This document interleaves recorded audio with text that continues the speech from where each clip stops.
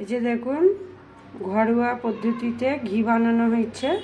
এরকম যারা সেম দেশি ঘি বাইনে দেখাবো, আপনারা দেখতে থাকুন। আসসালামু আলাইকুম। তো আমি এখানে ঘি বানাবো। তো আমি দুধের সর তুলে তুলে রেখে দিয়েছিলাম, এই যে দেখছেন। এটা আমি ফেটে নেব। তো এটা আমি এইটা করে ফেটে নিচ্ছি। এটা করে ফেটে নিচ্ছি। কত সুন্দর ফোঁটাটা হয়েছে দেখুন। এখানে ফ্রিজের ঠান্ডা পানি ঢালবো, ঢেলে মাখনটা তৈরি করব। এখানে বরফের পানি দিয়ে দিচ্ছি।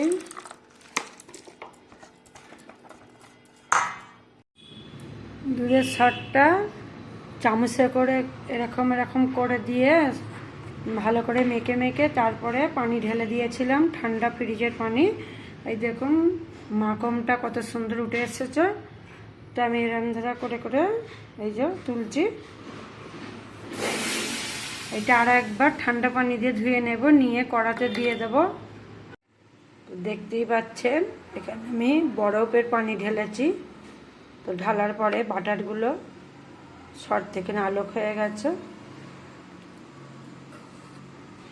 ফার্স্টে সরগুলো আমি এরকম ধারা করে মেখে নিয়েছিলাম, তারপরে ঠান্ডা পানি ঢেলেছি। এই যে বাটারগুলো উঠে আসছে,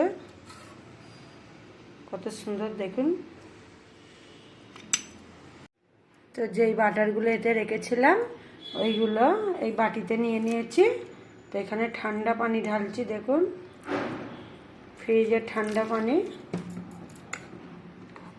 আর একবার ধুয়ে নিচ্ছি। এতে যে দুধগুলো আছে বেরিয়ে পড়বে। বাটারগুলো বসে যাবে, তুলে নিয়ে কড়াতে দিয়ে দেব। তো এখানে কড়া বসে দিয়েছি। যে বাটারটা তুলে রেখেছিলাম ওই বাটারটা দিয়ে দিচ্ছি।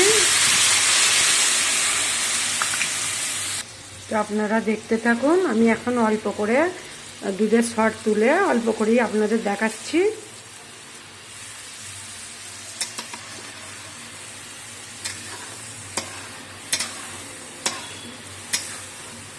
এটা সাকসেসফুল হলে আবারও অনেক করে দেখাবো, অনেক দুধের সর বাইনে সেটা দেখাবো।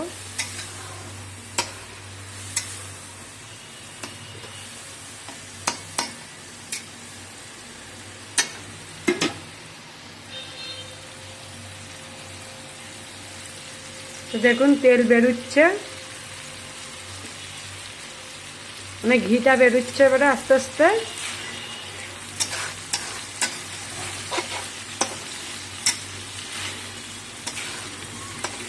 এর আগেও একবার করেছিলাম, দেখানো হয়নি। এতে কিনি বাটার হয়, খালি কড়াই দিতে দেরি। কত সুন্দর হচ্ছে। তো খুশবুটা আনার লেগে আমি দুটো লেবু পাতা দেব। এখানে আমাদের লেবু গাছ আছে।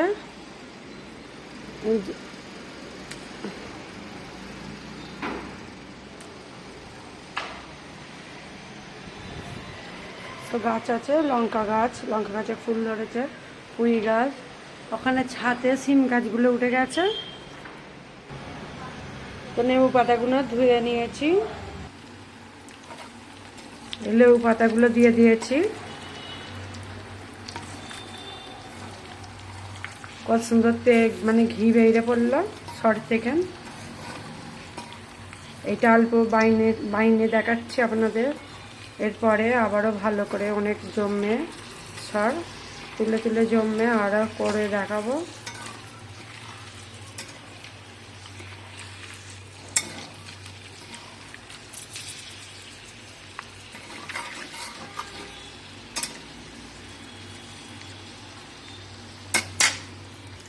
তো দেখুন পারফেক্ট ঘি হয়ে গেছে। আমি গ্যাসটা অফ করে দিচ্ছি। খাঁকড়িগুলো বাদামি কালার হয়ে গেছে। গ্যাস বন্ধ করে দিয়েছি। আমি ঘিটা ছেঁকে নেব।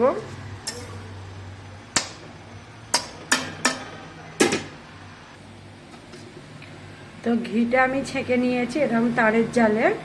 তারের জালেই ছাঁকতে হবে, নাহলে অন্য জাল মানে ছাঁকনিতে ছাঁকলে পুড়ে যাবে। এই যে নিচে খাঁকড়ি পড়েছে, এটাও একবার ছোট তারের জালে ছাঁকনি আছে, ওইটাতে ছেঁকে নেব। তো এই ঘিটা দিয়ে আমি হায়দ্রাবাদের চিকেন বিরিয়ানি বানাবো। তো আপনারা দেখতে থাকবেন পরের ভিডিওয়। তো সাবস্ক্রাইব, লাইক, কমেন্ট করে দেবেন ভালো লাগলে কেমন হলো। এরপরে আরও বেশি করে দেখাবো ঘি করা রাখি।